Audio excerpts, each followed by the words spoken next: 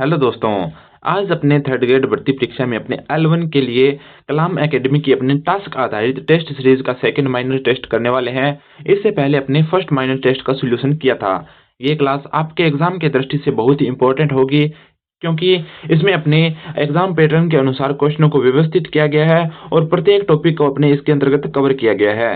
तो बढ़ते हैं अपने इस माइनर टेस्ट के पहले प्रश्न की ओर। तो पहला प्रश्न है अपने भारतीय संविधान के अनुच्छेद 155 के तहत राज्य का राज्यपाल होता है। तो राज्य का राज्यपाल अपने क्या होता है, मनोनीत होता है। फिर दिया अपने निर्वाचित होता है, फिर दिया अपने नियुक्त होता है और लास्ट ऑप्शन दिया अपने पदेन होता है। तो अपने राज्य का राज्यपाल क्या होता है, ये होता है अपने नियुक्त। और बात करें कि नियुक्ति कौन करता है, तो राज्यपाल की नियुक्ति करता है अपने कौन है, राष्ट्रपति। तो भारत का राष्ट्रपति अपने क्या करेगा, राज्यों के राज्यपाल की नियुक्ति करेगा। ठीक है, अब बढ़ते हैं अपने नेक्स्ट प्रश्न की ओर। तो अगला प्रश्न है, विधायकों की अयोग्यताओं से संबंधित विवाद का निर्णय राज्यपाल किस अनुच्छेद के तहत करेगा। यानी किसी कारणवश कोई विधायक अपने क्या होता है, अयोग्य घोषित होता है, तो उसके विवाद का निर्णय राज्यपाल किस अनुच्छेद के तहत करता है। तो इसके बारे में बात करें तो वो किस अनुच्छेद के तहत करेगा, तो करेगा अनुच्छेद 192 के तहत। इसलिए ऑप्शन नंबर सी इस क्वेश्चन का क्या हो जाएगा, अपने राइट आंसर हो जाएगा। तो नेक्स्ट प्रश्न है अपने अनुच्छेद 267 कौन सा दिया है, अपने अनुच्छेद दिया है 267 के तहत राज्य की आकस्मिक निधि की किसके अधीन होती है। यानी अनुच्छेद 267 के तहत राज्य की आकस्मिक निधि किसके अधीन होगी। तो इसके बारे में बात करें तो पहला ऑप्शन दिया अपने राष्ट्रपति, दूसरा दिया अपने राज्यपाल, तीसरा दिया अपने मुख्यमंत्री और लास्ट दिया अपने मुख्य सचिव। तो किसके अधीन होगी, इसके बारे में बात करें तो ये होगी अपने राज्यपाल के अधीन। किसके अधीन हो जाएगी, राज्यपाल के अधीन हो जाएगी। अब बढ़ते हैं अपने अगले प्रश्न की ओर। तो नेक्स्ट प्रश्न है अपने श्री गुरुमुख निहाल सिंह को कब राजस्थान के पहले राज्यपाल के रूप में नियुक्त किया गया। यानी अपने बात करें तो राजस्थान के पहले राज्यपाल कौन थे, तो ये थे अपने गुरुमुख निहाल सिंह। और इनका कार्यकाल अपने राजस्थान के राज्यपाल के रूप में सर्वाधिक लंबा कार्यकाल भी रहा है। ये भी क्वेश्चन आपको क्या करना है, याद करना है, क्योंकि ये एग्जामों में पूछा जाता है। आगे बात करें कि इनकी नियुक्ति के बारे में बात करें तो इनकी नियुक्ति की गई थी अपने 25 अक्टूबर 1956 में। कब, 25 अक्टूबर 1956 में इनकी क्या की गई, नियुक्ति की गई। नेक्स्ट प्रश्न है अपने अनुच्छेद 158(3) के अनुसार दो या अधिक राज्यों का एक राज्यपाल है, तो उसको दिए जाने वाली उपलब्धियां और भत्ते किसके द्वारा अपने मानकों के हिसाब से राज्य मिलकर प्रदान करेगा। यानी अनुच्छेद 158(3) का में क्या प्रावधान किया गया कि दो या दो से अधिक राज्यों का क्या हो सकता है, अपने एक राज्यपाल हो सकता है। और उसके अपने वेतन भत्तों का निर्धारण कौन करेगी, तो इसका निर्धारण करेगी संसद। यानी वे राज्य किस अनुपात में अपने राज्यपाल को क्या देंगे, वेतन देंगे, इसका निर्धारण कौन करेगी, अपने संसद करेगी। इसलिए ऑप्शन नंबर अपने सी अपने बी इस क्वेश्चन का क्या हो जाएगा, राइट आंसर हो जाएगा। नेक्स्ट प्रश्न अपने 91वां संविधान संशोधन अधिनियम कब 2003 के प्रावधानानुसार अपने राजस्थान में मुख्यमंत्री सहित अधिकतम कितने मंत्री हो सकते हैं। यानी अपने 91वां संविधान संशोधन हुआ, इसमें क्या अपने प्रावधान किया गया कि इसमें प्रावधान किया गया कि राज्य की विधानसभा में अधिकतम मंत्रियों की संख्या कितनी हो सकती है, उस विधानसभा सीटों की अपने 15% हो सकती है। तो अपने बात करें राज्य अपने राजस्थान में, तो राजस्थान में टोटल विधानसभा सीटें अपने कितनी, 200, और 200 का 15% निकालेंगे तो कितना आएगा, ये आएगा अपने 30। तो राजस्थान में अधिकतम मंत्री कितने हो सकते हैं, 30 मंत्री हो सकते हैं। इसलिए ऑप्शन नंबर बी इस क्वेश्चन का क्या हो जाएगा, अपने राइट आंसर हो जाएगा। नेक्स्ट प्रश्न है अपने मुख्यमंत्री के कर्तव्यों का उल्लेख निम्न में से किस अनुच्छेद में है। यानी संविधान के किस अनुच्छेद में अपने मुख्यमंत्री के कर्तव्यों का उल्लेख देखने को मिलता है। तो पहला ऑप्शन दिया अपने 166, दूसरा दिया 167, फिर दिया अपने 170 और लास्ट ऑप्शन दिया अपने 171।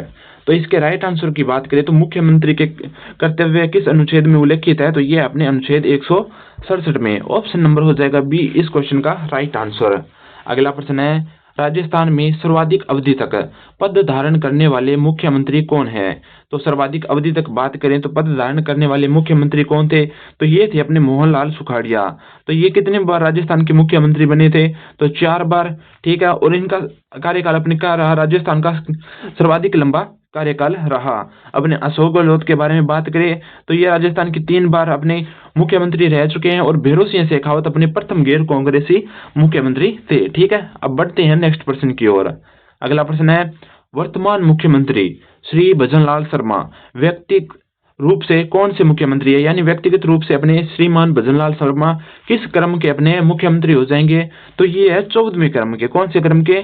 14वें क्रम के। इसलिए ऑप्शन नंबर ए इस क्वेश्चन का क्या हो जाएगा? अपने राइट आंसर हो जाएगा। नेक्स्ट प्रश्न है अपने राजस्थान की प्रथम विधानसभा में कुल सदस्य संख्या कितनी है?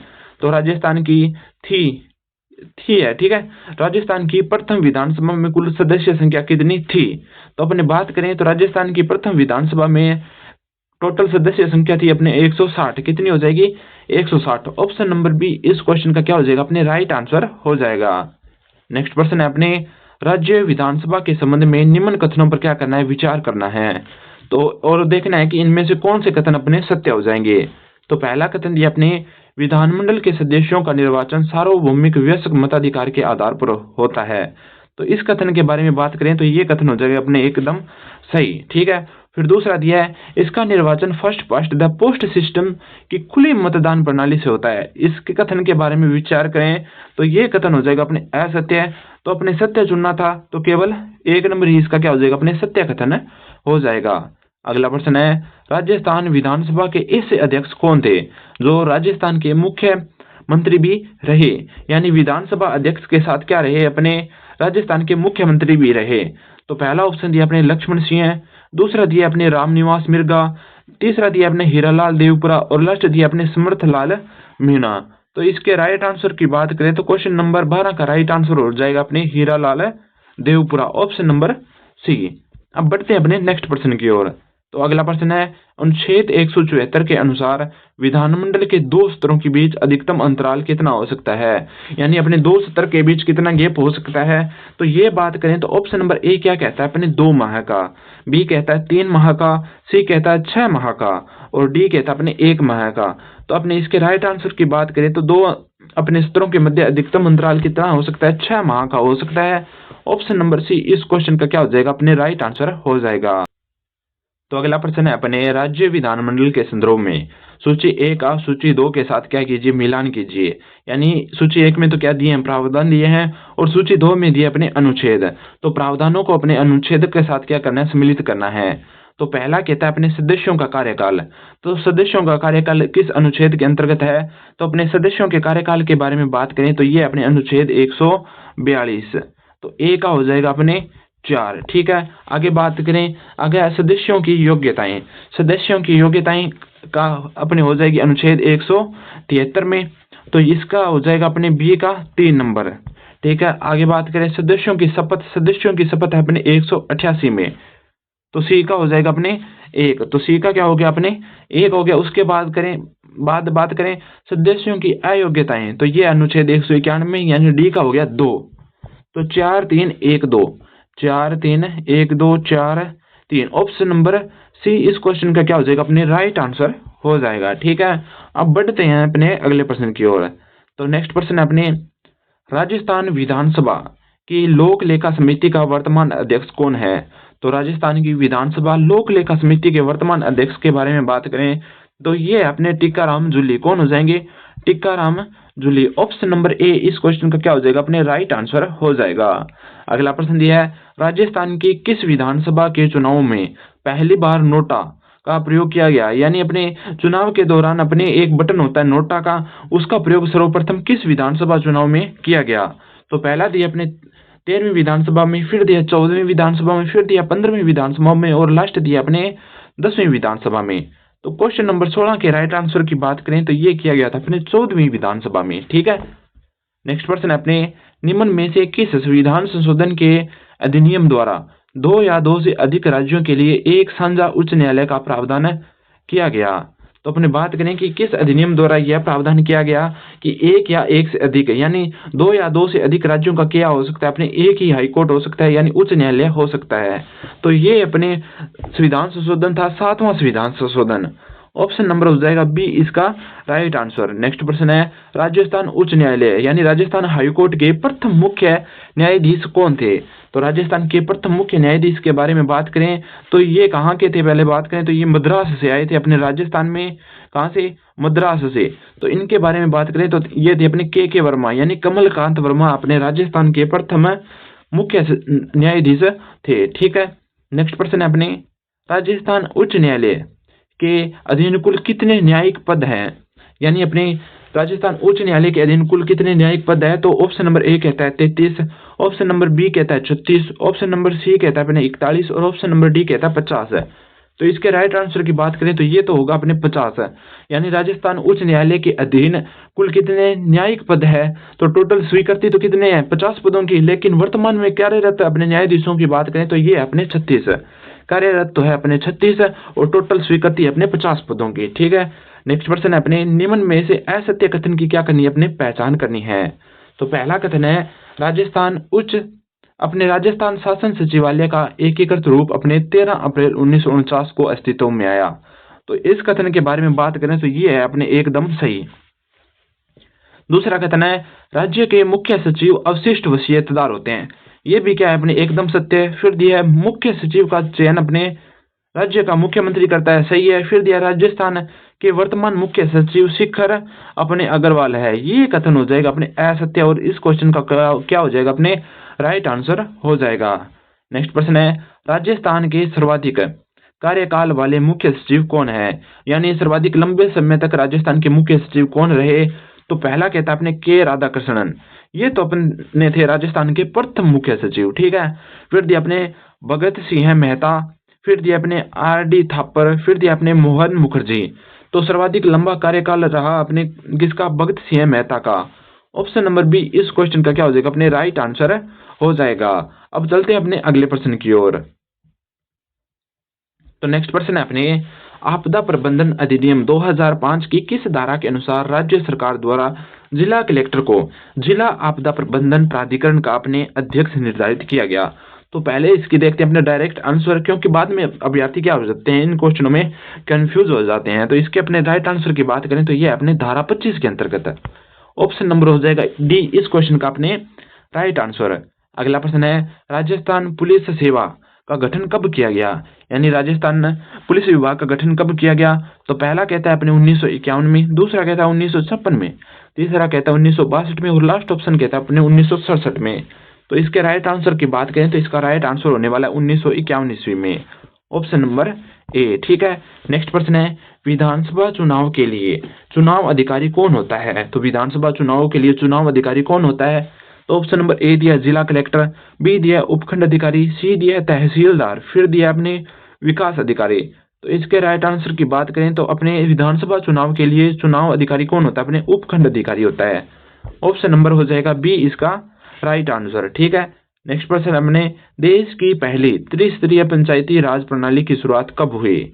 तो अपने देश में पहली बार अपने त्रिस्तरीय पंचायती राज की अपनी शुरुआत कहाँ से हुई और कब हुई। तो कहाँ से हुई इसके बारे में बात करें तो ये हुई थी अपने राजस्थान के नागौर जिले से। और कब हुई इसकी शुरुआत की गई अपने 2 अक्टूबर अपने 1959 ईस्वी में। कब 2 अक्टूबर 1959 ईस्वी में नागौर जिले से की गई और किसके द्वारा की गई। तो इसका उद्घाटन किया था अपने भारत के प्रधानमंत्री उस समय कौन थे, पंडित जवाहरलाल नेहरू। तो इसका राइट आंसर हो जाएगा अपने ऑप्शन नंबर बी। ठीक है, नेक्स्ट प्रश्न है अपने किस संविधान संशोधन अधिनियम द्वारा संविधान में पंचायती राज संस्थाओं हेतु उपबंध किए गए। तो कौन सा संविधान संशोधन था जिसके द्वारा अपने संविधान में पंचायती राज संस्थाओं हेतु उपबंध किए गए। तो पहला दिया अपने 42वां संविधान संशोधन, फिर दिया अपने 73वां संविधान संशोधन, फिर दिया अपने 74वां संविधान संशोधन और लास्ट दिया अपने 92वां संविधान संशोधन। तो पंचायती राज के बारे में बात करें तो ये था अपने 73वां संविधान संशोधन। और अगर क्वेश्चन आ जाए नगर पालिका के लिए तो नगर पालिका के लिए था 74वां संविधान संशोधन और अपने पंचायती राज के लिए था 73वां संविधान संशोधन। तो इसका राइट आंसर रहने वाला ऑप्शन नंबर बी। ठीक है, नेक्स्ट प्रश्न अपने ग्राम सभा की बैठक में गणपूर्ति होती है, यानी पूछा है कि ग्राम सभा की बैठक में गणपूर्ति कितनी होनी चाहिए। तो पहला ऑप्शन कहता है कुल सदस्यों की क्या होनी चाहिए, 1/4 होनी चाहिए, यानी 1/4 होनी चाहिए। फिर दिया है कुल सदस्यों की 1/3 होनी चाहिए, यानी 1/3 होनी चाहिए। फिर है कुल सदस्यों का 10वां भाग यानी 1/10 और फिर दिया 4 नंबर कुल सदस्यों का 20वां भाग है। तो अपने ग्राम सभा की बैठक की गणपूर्ति के बारे में बात करें तो ये गणपूर्ति होनी चाहिए 1/10, यानी कुल सदस्यों का अपने होना चाहिए 10वां भाग। ठीक है, जैसे बात करें अपने टोटल 100 मेंबर है, 100 सदस्य है, 100 का 10वां भाग बात करें यानी 10 सदस्य उपस्थित होने चाहिए। नेक्स्ट प्रश्न है अपने राजस्थान में वर्तमान में कुल कितने नगर निगम हैं। तो राजस्थान वर्तमान में नगर निगमों की बात करें तो ये है टोटल अपने 13। ऑप्शन नंबर बी इस क्वेश्चन का क्या हो जाएगा, अपने राइट आंसर हो जाएगा। नेक्स्ट प्रश्न है अपने, भारतीय संविधान का कौन सा अनुच्छेद नगर पालिकाओं की संरचना से संबंधित है? तो कौन सा अनुच्छेद अपने नगर पालिका संरचना को प्रदर्शित करता है? तो ये करता है अपने कौन सा अनुच्छेद, डायरेक्ट आंसर को देखते हैं। तो अपने 243 आर ऑप्शन नंबर हो जाएगा सी इस क्वेश्चन का राइट आंसर। तो नेक्स्ट प्रश्न है अपने, राजस्थान लोक सेवा आयोग यानी आरपीएससी में वर्तमान में अध्यक्ष सहित कुल कितने सदस्यों के पद है, यानी संरचना के बारे में पूछा है। तो इसके बारे में बात करें तो अपने आरपीएससी की स्थापना किसी में थी, इसकी संरचना 1+2, फिर हुई इसकी 1+ अपने 7 और वर्तमान में 1+10। यानी वर्तमान में बात करें तो इसकी हो जाएगी संरचना 1+10 और इसने अध्यक्ष सहित पूछा है तो इनको क्या कर देंगे, अपने जोड़ देंगे 10 और 1 11, तो टोटल कितने हो जाएंगे 11। ऑप्शन नंबर हो जाएगा डी इस क्वेश्चन का अपने राइट आंसर। नेक्स्ट प्रश्न अपने, निम्न में से राजस्थान का कौन सा जिला 80 से 90 सेंटीमीटर औसत वार्षिक वर्षा प्राप्त करता है? तो पहला ऑप्शन दिया अपने भीलवाड़ा, दूसरा दिया अपने प्रतापगढ़, तीसरा दिया अपने अजमेर और चौथा दिया भरतपुर। तो क्वेश्चन नंबर 31 के राइट आंसर की बात करें तो इसका राइट आंसर हो जाएगा अपने प्रतापगढ़ जिला। ठीक है। तो नेक्स्ट प्रश्न है अपने, दक्षिणी पश्चिमी मानसून के मौसम में प्राप्त औसत वार्षिक वर्षा की मात्रा के अनुसार राजस्थान के निम्नलिखित जिलों में से कौन सा सही ढंग से अपने अवरोही क्रम में व्यवस्थित है? तो इसके बारे में बात करें तो पहला ऑप्शन कहता है अपने धौलपुर, फिर दौसा, फिर झुंझुनू। यानी पहले आएगी सर्वाधिक वर्षा, उसके बाद उस जिले से कम वर्षा, फिर लास्ट में उससे कम वर्षा, इस प्रकार से व्यवस्थित करना है। फिर दिया अपने धौलपुर, झुंझुनू और कोटा, फिर कोटा, झालावाड़ और उदयपुर, फिर दिया अलवर, धौलपुर और झुंझुनू। तो सर्वाधिक वर्षा की बात करें तो राजस्थान में झालावाड़ में होती है, लेकिन झालावाड़ से पहले क्या दे रखा है, कोटा, इसलिए ये नहीं होगा। तो इसके डायरेक्ट आंसर की बात करें तो ये होगा धौलपुर। धौलपुर से कम होती है दौसा में और दौसा से कम होती है अपने झुंझुनू में, इसलिए ऑप्शन नंबर ए इस क्वेश्चन का क्या हो जाएगा, अपने राइट आंसर हो जाएगा। नेक्स्ट प्रश्न है, राजस्थान का निम्नलिखित में से कौन सा जिला युग्म स्टेपी जलवायु परिस्थिति से संबंधित नहीं है? तो पहला ऑप्शन दिया अपने पाली, नागौर। ठीक है। स्टेपी जलवायु की बात करें तो ये राजस्थान के पश्चिमी क्षेत्र में है। ठीक है। तो दूसरा दिया अपने जोधपुर, झुंझुनू, फिर दिया जालोर और सिरोही, और फिर लास्ट दिया अपने जयपुर और अलवर। तो यही अपने इसका राइट आंसर हो जाएगा, यानी स्टेपी जलवायु से संबंधित कौन नहीं है, अपने जयपुर अलवर नहीं है। नेक्स्ट प्रश्न दिया अपने 74वां, कोपेन के जलवायु वर्गीकरण के अनुसार कौन से जिले का युग्म उष्ण आर्द्र प्रदेश में सम्मिलित है? तो इसके राइट आंसर की बात करें तो इसका राइट आंसर हो जाएगा अपने कौन सा, तो ये हो जाएगा प्रतापगढ़ और बांसवाड़ा। ठीक है। Option number D.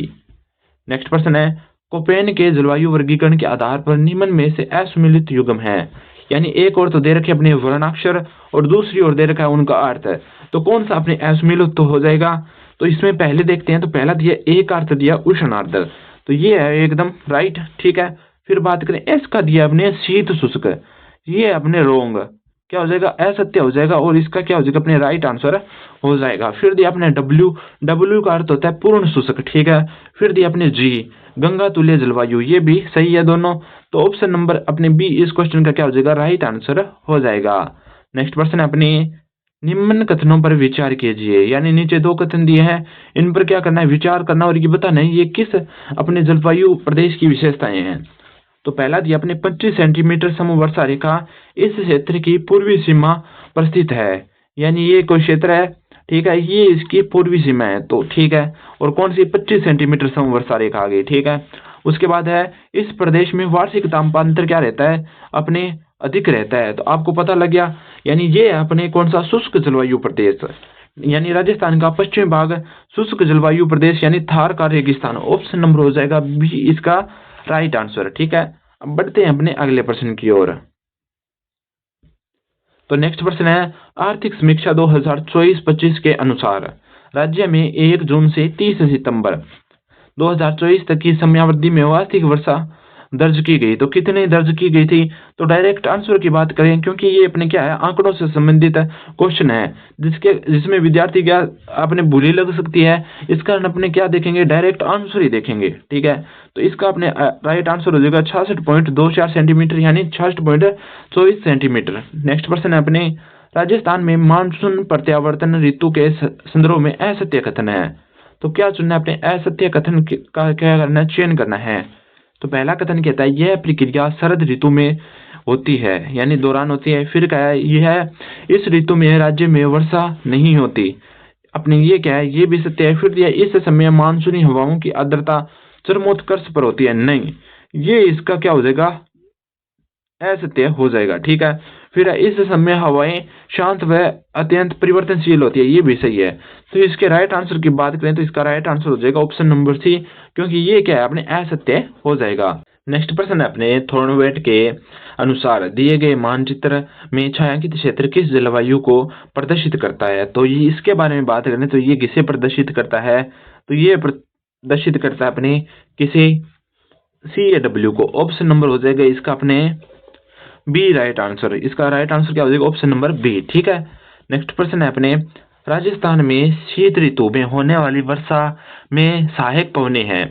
पहला दिया पछुआ पवने, फिर दिया अपने व्यापारिक पवने, फिर दिया अपने लू, फिर दिया अपने ध्रुवीय हवाएं। तो कौन सी अपने शीत ऋतु में होने वाली वर्षा की सहायक है, यानी अपने मावट होती है उसके लिए सहायक पवने कौन सी है, तो ये है अपने पछुआ पवने। ऑप्शन नंबर हो जाएगा ए इस क्वेश्चन का राइट आंसर।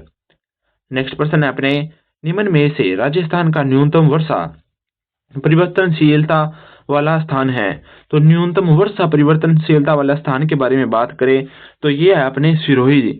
ऑप्शन नंबर हो जाएगा ए राइट आंसर। ठीक है। नेक्स्ट प्रश्न है BSHW राजस्थान की किस जलवायु प्रदेश का प्रतिनिधित्व करता है। तो पहला दिया उष्ण कटिबंधीय शुष्क जलवायु प्रदेश का, दूसरा दिया अपने उष्ण कटिबंधीय अर्ध जलवायु प्रदेश का, फिर दिया अपने अर्ध शुष्क जलवायु प्रदेश का, फिर दिया उप अर्ध जलवायु प्रदेश का। तो इसके राइट आंसर की बात करें तो ये करता है अपने अर्ध शुष्क जलवायु प्रदेश का। ठीक है। अगर पूछ ले BWHW आ जाता तो वो तो करता अपने शुष्क का, और ये करता है अपने अर्ध शुष्क का। ठीक है। नेक्स्ट प्रश्न है दक्षिणी पश्चिमी मानसून निम्नलिखित में से किस क्षेत्र में पहले आता है। ठीक है। पहला दिया अपने डूंगरपुर तथा बांसवाड़ा में, फिर दिया नागौर जोधपुर में, फिर दिया अपने पाली तथा चूरू में, और फिर दिया अपने लास्ट गंगानगर हनुमानगढ़ में। तो अपने दक्षिणी पश्चिमी मानसून किस क्षेत्र में पहले आता है, तो ये आता है अपने किस क्षेत्र में, तो ये आता है अपने डूंगरपुर और बांसवाड़ा में। ऑप्शन नंबर ए इस क्वेश्चन का क्या हो जाएगा, अपने राइट आंसर हो जाएगा। नेक्स्ट प्रश्न है राजस्थान में होने वाली कुल वर्षा का कितना अंश जुलाई से सितंबर के मध्य प्राप्त होता है। तो पहला ऑप्शन कहता है अपने 45 से 50%, दूसरा कहता है 60 से 65%, तीसरा कहता है 70 से 75, और लास्ट ऑप्शन कहता है 90 से 95। तो इसके राइट आंसर की बात करें तो इसका राइट आंसर हो जाएगा 90 से 95%। ठीक है। नेक्स्ट प्रश्न है राजस्थान में उच्च वायु तीव्रता से न्यूनतम नुकसान वाले जिलों का उपयुक्त समुच्चय है। तो पहला ऑप्शन दिया अपने गंगानगर हनुमानगढ़, दूसरा दिया जैसलमेर बाड़मेर, तीसरा दिया जयपुर टोंक, और लास्ट दिया डूंगरपुर बांसवाड़ा। तो इसके राइट आंसर की बात करें तो इसका राइट आंसर है अपने डूंगरपुर बांसवाड़ा। ठीक है। नेक्स्ट प्रश्न है अपने राजस्थान में जनवरी माह में जैसलमेर जिले में गुजरने वाली वायु दाब रेखाएं हैं। तो जनवरी माह में जैसलमेर जिले से कौन सी वायु दाब रेखाएं गुजरती है, तो ये गुजरती है अपने 1018 मिलीबार से अधिक। ठीक है। ऑप्शन नंबर हो जाएगा सी इस क्वेश्चन का राइट आंसर है। नेक्स्ट प्रश्न है अपने राजस्थान मानसून के संदर्भ में निम्नलिखित में से सत्य कथन नहीं है, यानी असत्य कथन देखना है। तो पहला दिया राज्य में अरावली बंगाल की खाड़ी की शाखा के मार्ग में अवरोधक है। तो ये क्या है, ठीक है, सत्य हो जाएगा। ठीक है। फिर बात करें अगला है राज्य में अरब सागरीय शाखा बंगाल की खाड़ी की शाखा की तुलना में अत्यंत कम वर्षा करती है। तो इसके बारे में बात करें तो ये भी अपने क्या एकदम सत्य है। फिर बात करें अगला है राज्य में पूर्व से पश्चिम की ओर वर्षा की परिवर्तनशीलता कम होती है। ये क्या है अपने, ये असत्य है। ऑप्शन नंबर हो जाएगा सी इस क्वेश्चन का अपने राइट आंसर। नेक्स्ट प्रश्न है अपने राजस्थान में पूर्वी भाग की तुलना में पश्चिमी भाग में जलवायु की चरम सीमाएं होती है। पहला ऑप्शन कहता है अपने उच्चतर होती है, दूसरा कहता है अपने निम्नतर होती है, तीसरा कहता है अपने समान रहती है, और लास्ट कहता है अपने अप्रत्याशित रहती है। तो इस क्वेश्चन के अपने राइट आंसर की बात करें तो क्वेश्चन नंबर 48 का अपने राइट आंसर हो जाएगा उच्चतर रहती है, ऑप्शन नंबर ए। ठीक है। नेक्स्ट प्रश्न है अपने कोपेन के जलवायु वर्गीकरण के अनुसार निम्न में से कौन से सही सुमेलित है। तो पहला ऑप्शन दिया अपने CWG सिरोही, फिर दिया अपने BWHW बाड़मेर, फिर दिया अपने BSHW गंगानगर, और फिर दिया अपने AW डूंगरपुर। तो किसके अनुसार बताना है, अपने कोपेन के अनुसार बताना है। तो ये अपने AW कौन सा दिया अपने AW डूंगरपुर, ठीक है। ये क्या है अपने सही सुमेलित नहीं है। नेक्स्ट प्रश्न है अपने निम्न में से राजस्थान में न्यूनतम दैनिक तापांतर वाला माह माह का उपयुक्त उद्गम है, यानी अपने क्या रहेगा, न्यूनतम दैनिक तापांतर किस माह के अंतर्गत रहेगा। तो पहला ऑप्शन कहता है अपने दिसंबर जनवरी में, दूसरा कहता है अपने मार्च अप्रैल में, तीसरा कहता है जुलाई अगस्त में, और चौथा कहता है सितंबर अक्टूबर में।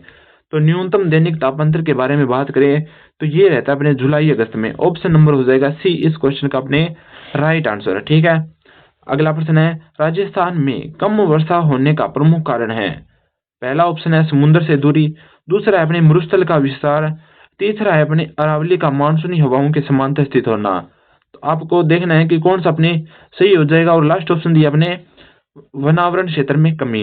तो राजस्थान में कम वर्षा होने का प्रमुख कारण तो है अपने अरावली क्या है, मानसूनी हवाओं को क्या समांतर है, जिस कारण अपने मानसून क्या निकल जाता है उत्तर दिशा की ओर सीधे ही निकल जाता है बिना वर्षा किए हुए, ठीक है। ऑप्शन नंबर अपने सी इस क्वेश्चन का क्या हो जाएगा, राइट आंसर हो जाएगा। नेक्स्ट क्वेश्चन है अपने जिसमें एक तो दिया कथन और उसके बाद दिया कारण, ठीक है। देखना है कि कौन सा सत्य है और कौन सा असत्य है, ठीक है। पहला कथन दिया अपने दक्षिणी तथा दक्षिणी पूर्वी राजस्थान बंगाल की खाड़ी की शाखा से बहुत कम वर्षा प्राप्त करता है। तो इस कथन के बारे में बात करें तो ये अपने असत्य है, ठीक है। पूर्णतः क्या हो जाएगा, असत्य हो जाएगा। फिर दिया बंगाल की खाड़ी की शाखा अरावली के बिल्कुल समांतर स्थित है। बंगाल की खाड़ी की शाखा के बारे में कहा है तो ये भी अपने क्या हो जाएगा, असत्य हो जाएगा, ठीक है। इसलिए दोनों ही अपने क्या हो जाएंगे, असत्य है। तो इसका राइट आंसर हो जाएगा ऑप्शन नंबर डी, यानी ए और आर दोनों ही असत्य है, यानी कथन व कारण दोनों अपने क्या हो जाएंगे, असत्य हो जाएंगे। नेक्स्ट प्रश्न है अपने राजस्थान के कौन से क्षेत्र में सर्वाधिक लोहा अयस्क उत्पादित किया जाता है। तो पहला ऑप्शन दिया अपने दक्षिण पूर्वी क्षेत्र में, दूसरा दिया अपने दक्षिण पश्चिमी क्षेत्र में, तीसरा दिया अपने उत्तर पूर्वी क्षेत्र में, और लास्ट दिया अपने उत्तरी क्षेत्र में। तो इसके राइट आंसर की बात करें तो ये है अपने उत्तर पूर्वी क्षेत्र में। ऑप्शन नंबर सी इस क्वेश्चन का क्या हो जाएगा, अपने राइट आंसर हो जाएगा। नेक्स्ट प्रश्न अपने राजस्थान के बजट 2025-26 के प्रावधानों के अनुसार निम्नलिखित में से किस स्थान पर इंस्टीट्यूट्स ऑफ माइंस की स्थापना किया जाना प्रस्तावित है।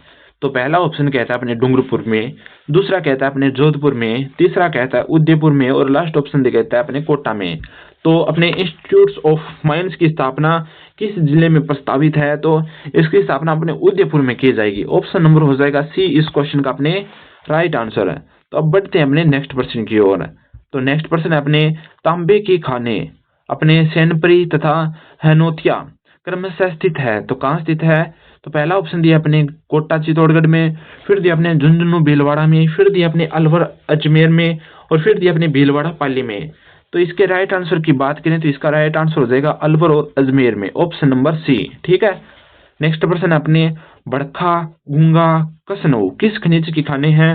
तो इनके बारे में बात करें तो ये अपने कोयला की खाने। ऑप्शन नंबर बी इस क्वेश्चन का क्या हो जाएगा, अपने राइट आंसर हो जाएगा। नेक्स्ट प्रश्न है अपने निम्न कथनों पर क्या करना है, विचार करना है, ठीक है, और देखना है कि कौन कौन से अपने इनमें सत्य हो जाएंगे। तो पहला कथन दिया अपने अजमेर जिले में फेल्सवार के भंडार है, हाँ एकदम सही, ठीक है।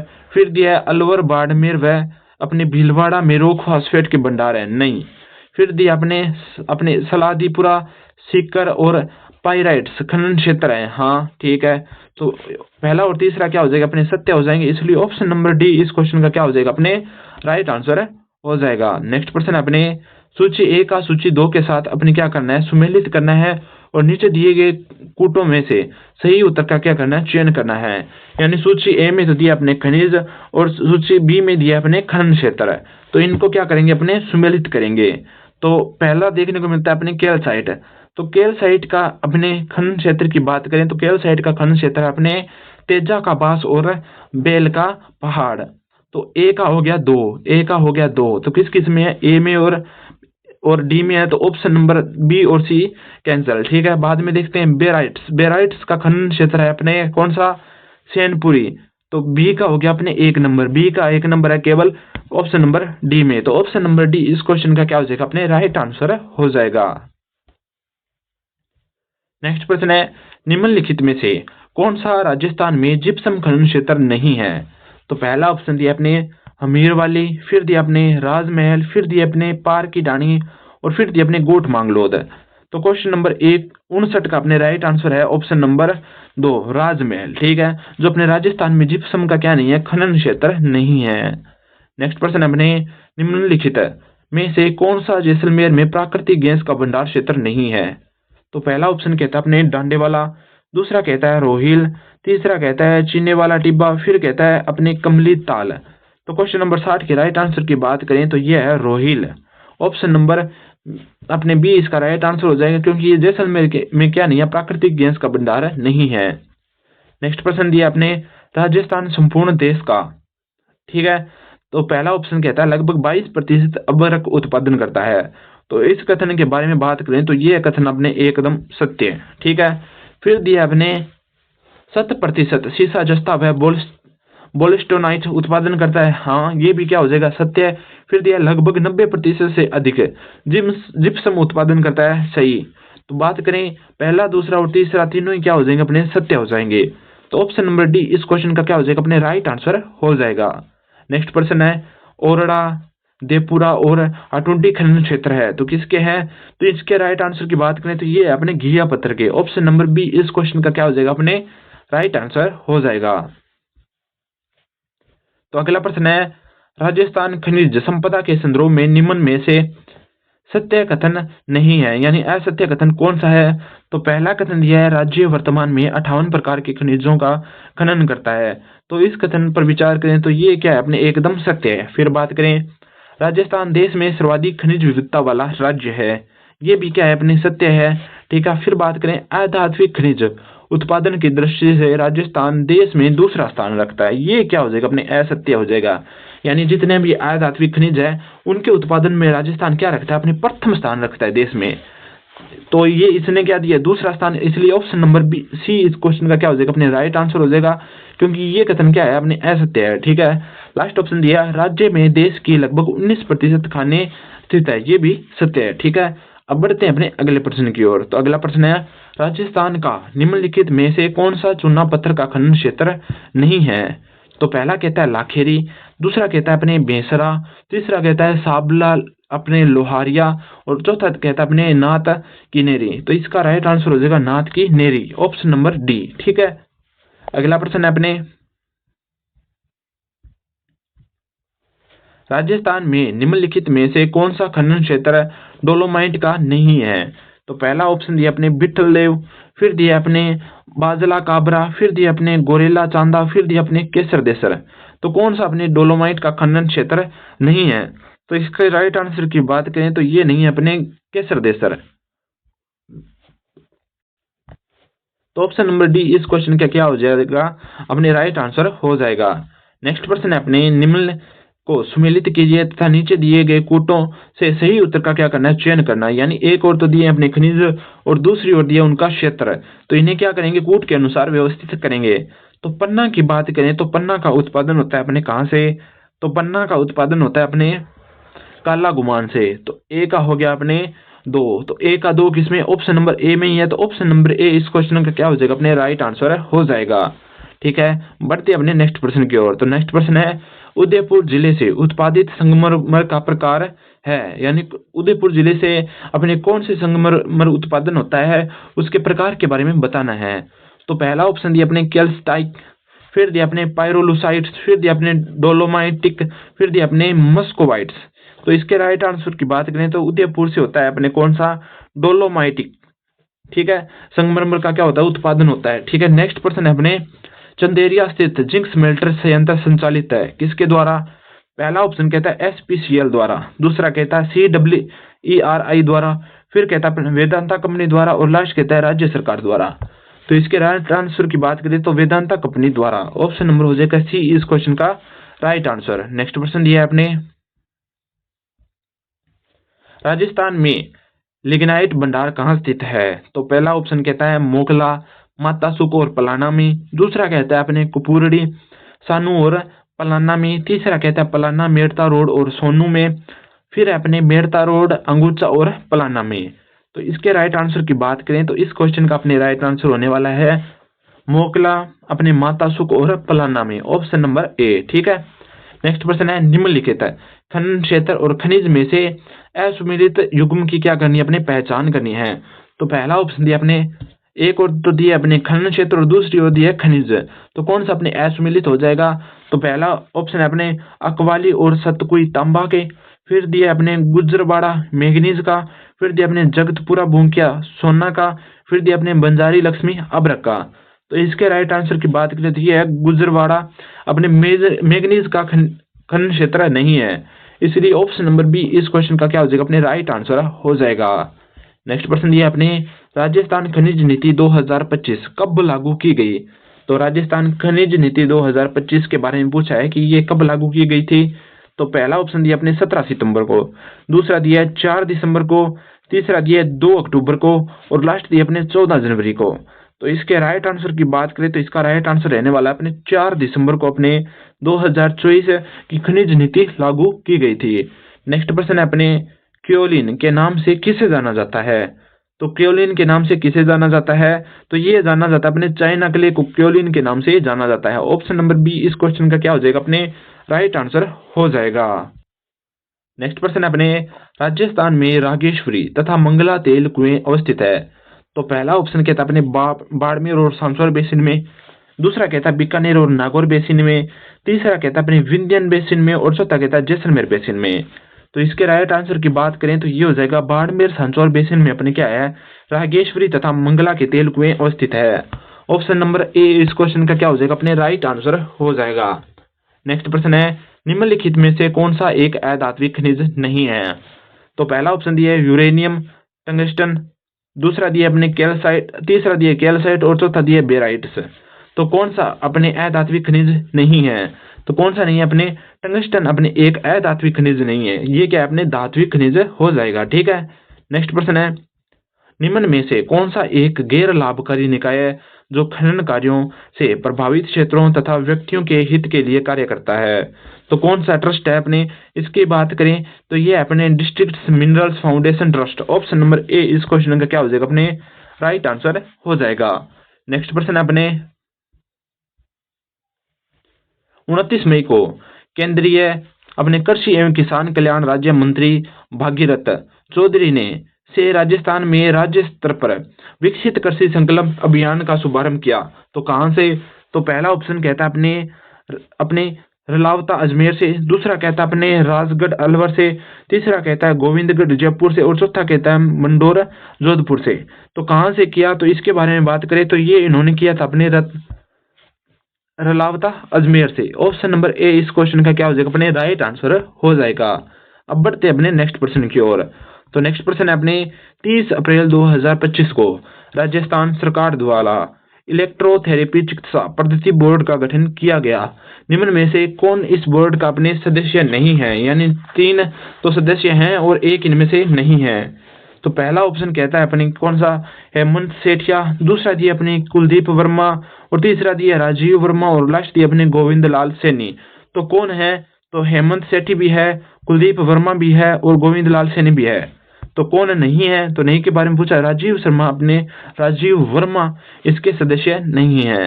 नेक्स्ट प्रश्न है अपने, राजस्थान के विधायकों के लिए विकास कार्यों की ऑनलाइन अनुशंसा प्रणाली लागू करने हेतु राज्य सरकार के ग्रामीण विकास विभाग द्वारा कौन सा ऐप प्रारंभ किया गया? तो कौन सा ऐप प्रारंभ किया गया था? इसके डायरेक्ट आंसर की बात करें तो ये किया गया था अपने ई वर्क मोबाइल ऐप। कौन सा? E work mobile app. Option number हो जाएगा सी इस क्वेश्चन का अपने राइट आंसर। नेक्स्ट प्रश्न है अपने, 4 से 15 मई तक बिहार में आयोजित 7वें खेलो इंडिया यूथ गेम्स के संबंध में निम्न कथनों पर क्या करना है? विचार करना है, और क्या करना है? सत्य कथन की पहचान करनी है। तो पहला कथन दिया है, इन खेलों में राजस्थान ने कुल कितने 60 पदक जीते। इस कथन पर बात करें तो ये हो जाएगा अपने असत्य। ठीक है। फिर बात करें अगला, इन खेलों में राजस्थान की पुरुष बास्केटबॉल टीम ने स्वर्ण पदक जीता। हाँ, एकदम सही। फिर है, इन खेलों में राजस्थान में सर्वाधिक पदक साइकिलिंग में। हाँ, सही है। तो इसका राइट आंसर हो जाएगा अपने बी व सी।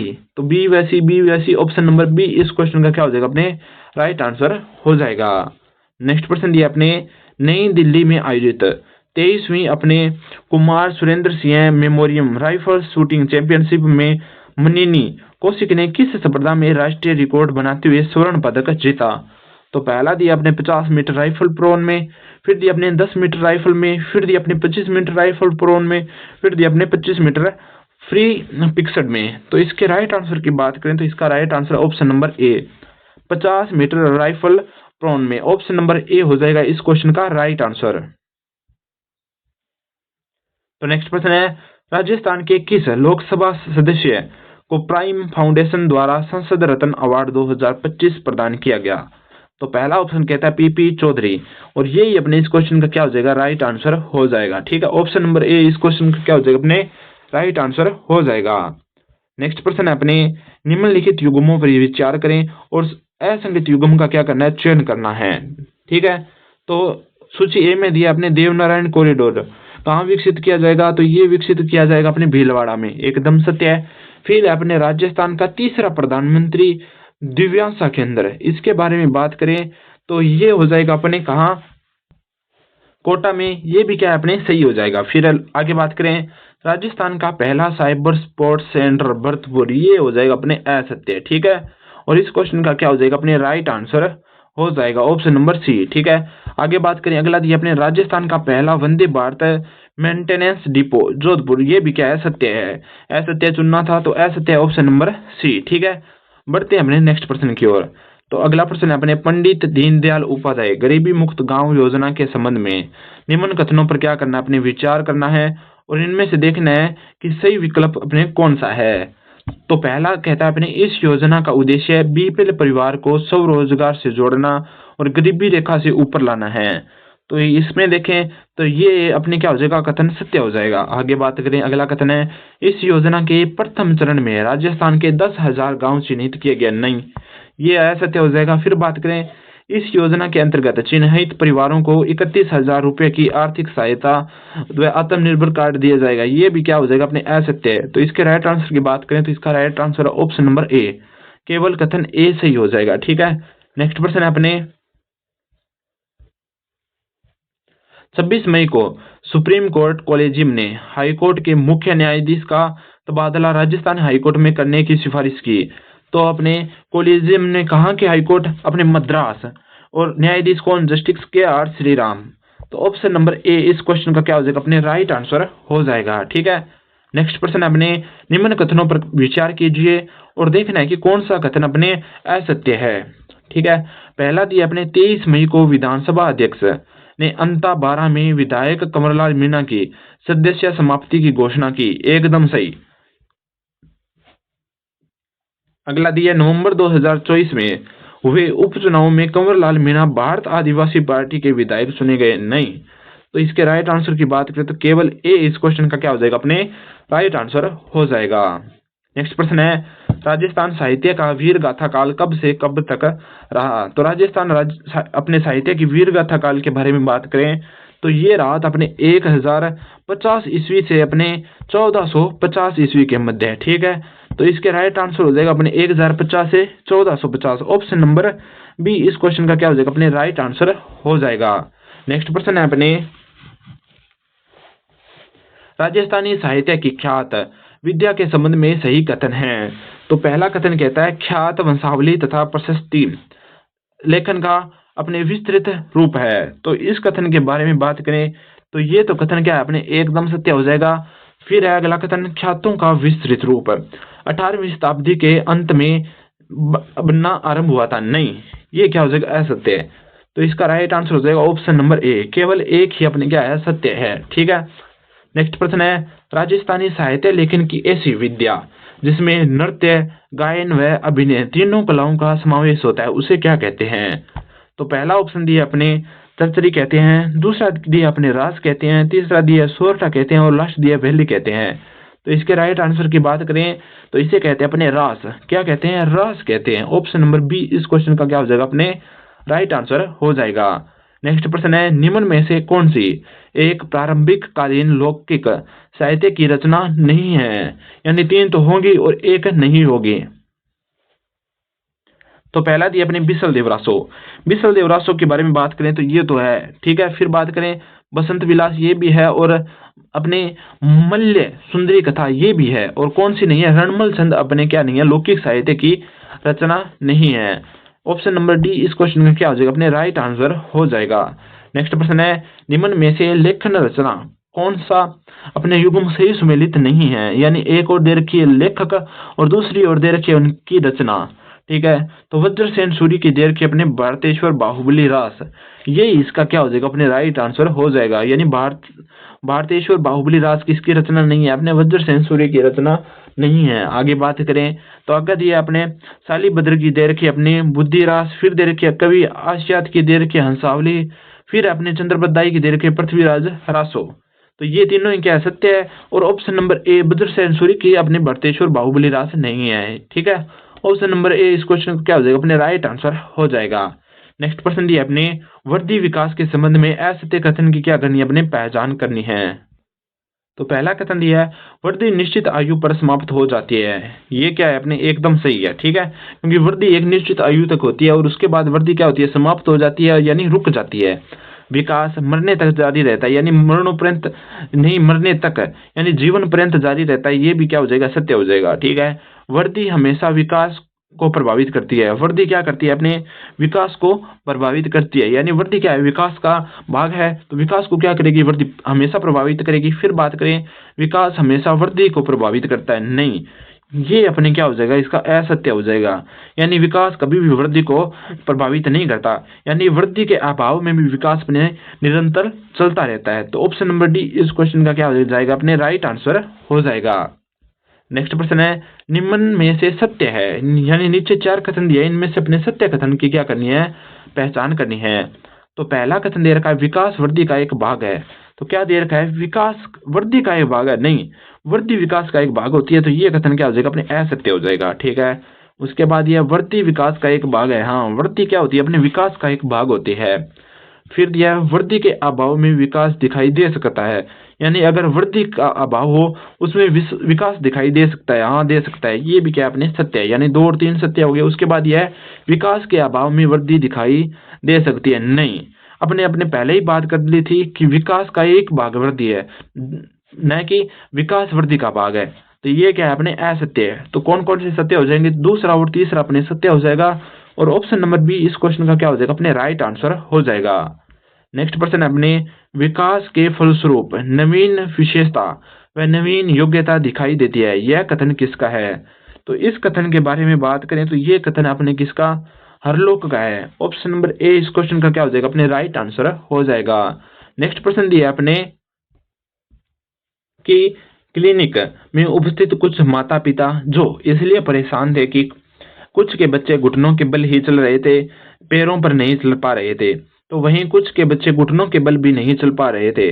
उन्हें देखकर अपने पीडियोट्रिशियन ने कहा कि चिंता न करें, हर बच्चे पहले सिर पर नियंत्रण करता है, यानी ये बच्चों के बारे में बात हो रही है, फिर गर्दन पर, फिर अपने घुटनों के बल चलता है और अंत में चलना सीखता है। यानी क्रम बताया गया है कि बच्चा क्या करता है, पहले बैठता है, उसके बाद अपने घुटनों के बल चलता है, फिर अपने क्या करता है, किसी सहारे के साथ खड़ा होता है और चलना सीखता है, और उसके बाद क्या करता है, दौड़ना सीखता है। ये उनका क्या रहता है, अपने क्रम रहता है चलने का। ठीक है, भले ही इस समय कम ज्यादा लगे, यानी 2 बच्चों के बाद बीच में क्या देखने को मिल सकता है, चलने के बीच अंतर देखने को मिल सकता है। यानी एक बच्चा तो 8 माह के अंतर्गत ही चलना शुरू कर देता है और एक अपने 10 से 12 माह लग जाते हैं। ठीक है, फिर यह घटना किस क्रिया सिद्धांत को अपने स्पष्ट करती है, तो ये किस सिद्धांत को स्पष्ट करती है, तो इसके बारे में बात करें तो ये करती है अपने व्यक्तिगत भिन्नता और अपने सिफेलोकोडम समान प्रतिमान के सिद्धांत को क्या करती है, अपने प्रदर्शित करती है। यानी बच्चों के अंतर्गत व्यक्तिगत भिन्नता भी देखने को मिलती है। ठीक है, आगे बात करें, अगला प्रश्न है, राहुल को पहले मम्मी रोटी के निवाले तोड़कर थाली में देती थी, जिन्हें वह सब्जी में लगाकर खा लेता था। अब वह रोटी तोड़ने भी लग गया है और निवाला बनाकर खाने भी लग गया है, यह प्रगति है। तो किस प्रकार की है, तो इसके बारे में बात करें तो ये है अपने इंटीग्रेशन, कौन सी है, इंटीग्रेशन है। ऑप्शन नंबर हो जाएगा बी इस क्वेश्चन का राइट आंसर। ठीक है, नेक्स्ट प्रश्न है अपने परिपक्वता और अधिगम का विकास से संबंध देखते हुए किस गणितीय मॉडल से इसे अपने समझ सकते हैं, तो इसे समझ सकते हैं अपने गुणा के मॉडल से। किस गणितीय मॉडल से, गुणा के मॉडल से अपने इसे समझ सकते हैं। ठीक है, नेक्स्ट प्रश्न है, आष्टी का विकास होता है तो किस अवस्था में होता है, पहला ऑप्शन कहता है शेष अवस्था में होता है, दूसरा कहता है पूर्व बाल्यावस्था में होता है, तीसरा कहता है उत्तर बाल्यावस्था में होता है और लास्ट कहता है किशोरावस्था में होता है। तो इसके बारे में बात करें तो इसका राइट आंसर हो जाएगा अपने कौन सा, इसका विकास होता है अपने शेषावस्था में। ऑप्शन नंबर ए इस क्वेश्चन का क्या हो जाएगा अपने राइट आंसर हो जाएगा। अगला प्रश्न दिया है अपने पूर्व बाल्यावस्था नहीं है, यानी क्या नहीं है, तैयारी की अवस्था। पूर्व बाल्यावस्था में कहा है कि ये क्या नहीं है अपने तैयारी की अवस्था नहीं है। फिर कहा है अपने प्रश्न पूछने की अवस्था, फिर कहा है अपने समूह पूर्व अवस्था और लास्ट दिए विद्यालय जाने की अवस्था। विद्यालय जाने की अवस्था को अपने क्या नहीं कहते, पूर्व बाल्यावस्था नहीं कहते। ऑप्शन नंबर हो जाएगा इसका डी राइट आंसर। ठीक है, नेक्स्ट प्रश्न दिया अपने दांत निकलने की औसत आयु है। तो दांत निकलने की औसत आयु के बारे में बात करें तो ये होती है अपने 6 से 8 माह। ऑप्शन नंबर बी इस क्वेश्चन का क्या हो जाएगा अपने राइट आंसर हो जाएगा। नेक्स्ट क्वेश्चन है अपने 6 साल की नंदिनी अब पेंसिल से छोटे छोटे अक्षर एक सीधी पंक्ति में लिख सकती है और मार्जिन के अंदर पैराग्राफ को पूरा रख सकती है। यह किस उदाहरण है, यानी ये किसका उदाहरण है। पहला दिया अपने सूक्ष्म गत्यात्मक कौशल का उदाहरण, दूसरा दिया अपने स्थूल मोटर कौशल का, तीसरा दिया अपने भावात्मक विकास का और चौथा दिया सामाजिक विकास का। तो इसके राइट आंसर की बात करें तो इसका राइट आंसर है अपने सूक्ष्म गत्यात्मक कौशल का है। ऑप्शन नंबर ए इस क्वेश्चन का क्या हो जाएगा अपने राइट आंसर हो जाएगा। नेक्स्ट प्रश्न दिया अपने अक्कू का अपने फ्रेरो रोस्टर्स चॉकलेट देखते ही तुरंत खाने का मन हो गया। यह किस मूल प्रवृत्ति समय का उदाहरण है। तो ये अपने स्वाद का किसका, स्वाद का। ऑप्शन नंबर ए इस क्वेश्चन का क्या हो जाएगा अपने राइट आंसर हो जाएगा।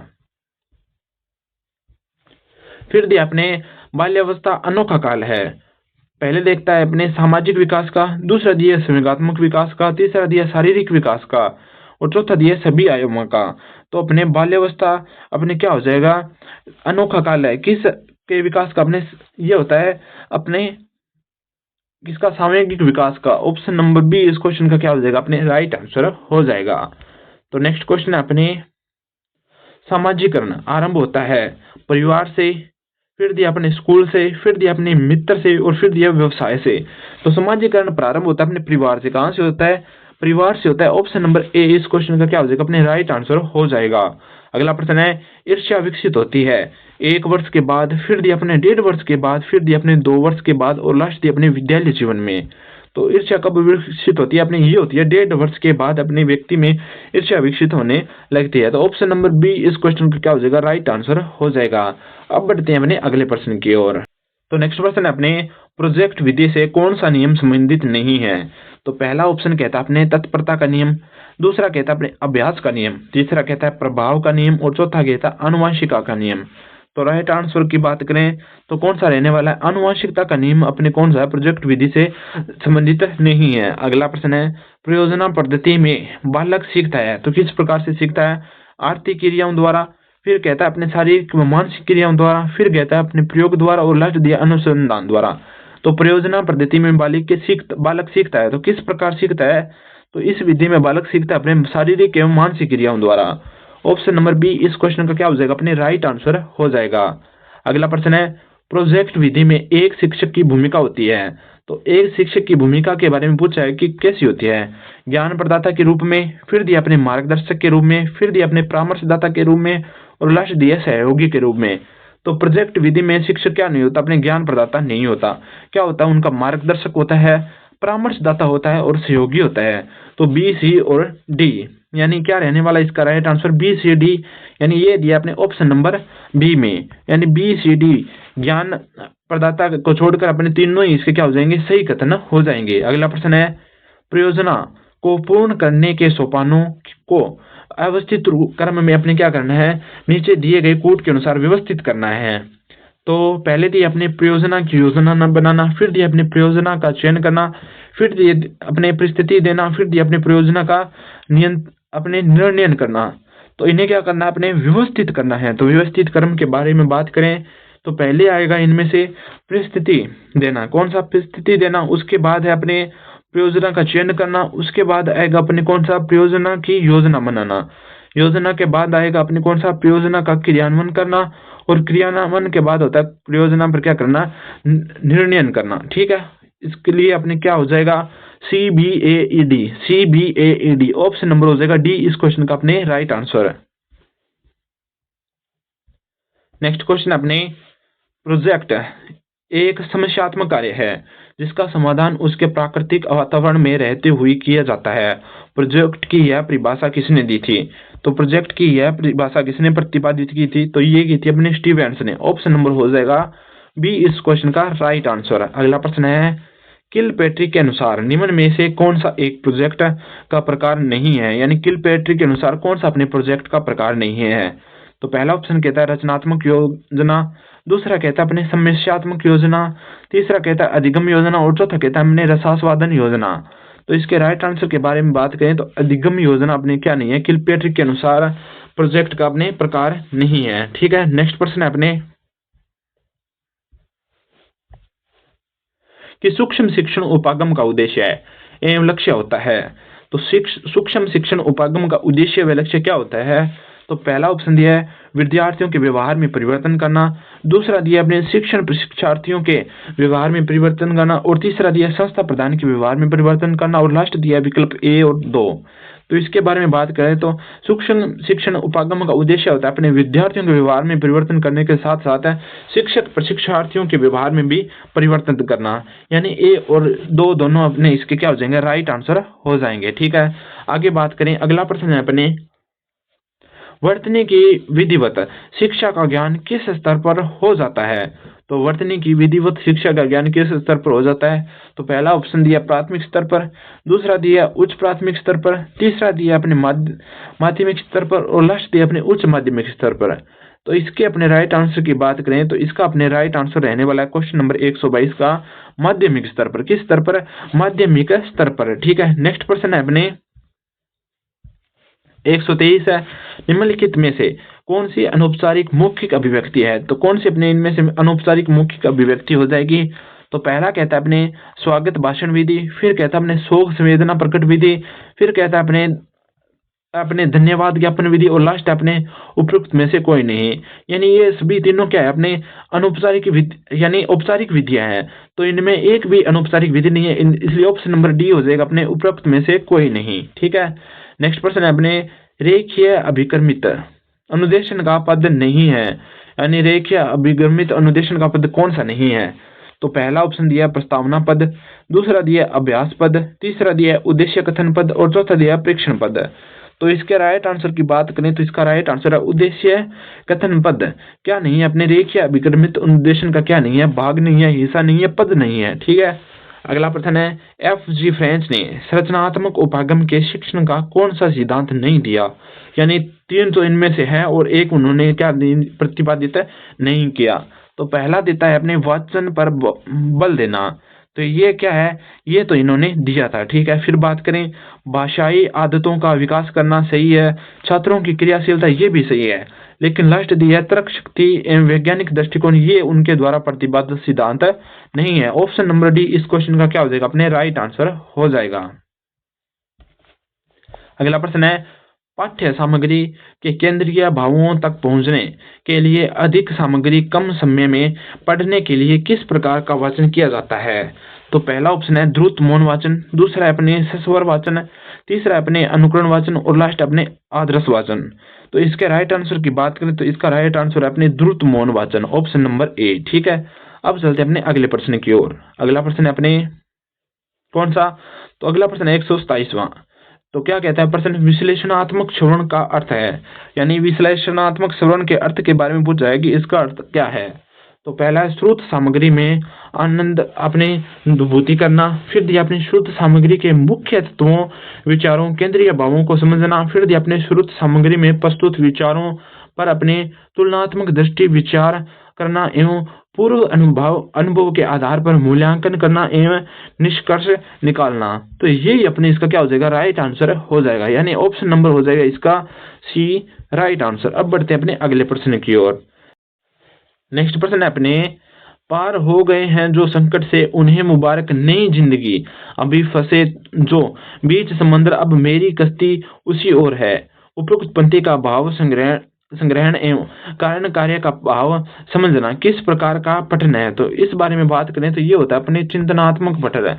कौन सा होता है? चिंतनात्मक पठन होता है। ऑप्शन नंबर सी इस क्वेश्चन का क्या हो जाएगा? अपने राइट आंसर हो जाएगा। ठीक है, बढ़ते हैं अपने अगले प्रश्न की ओर। तो नेक्स्ट प्रश्न है, वाचन शिक्षण की ध्वन्यात्मक पद्धति किस विधियों के अंतर्गत आती है?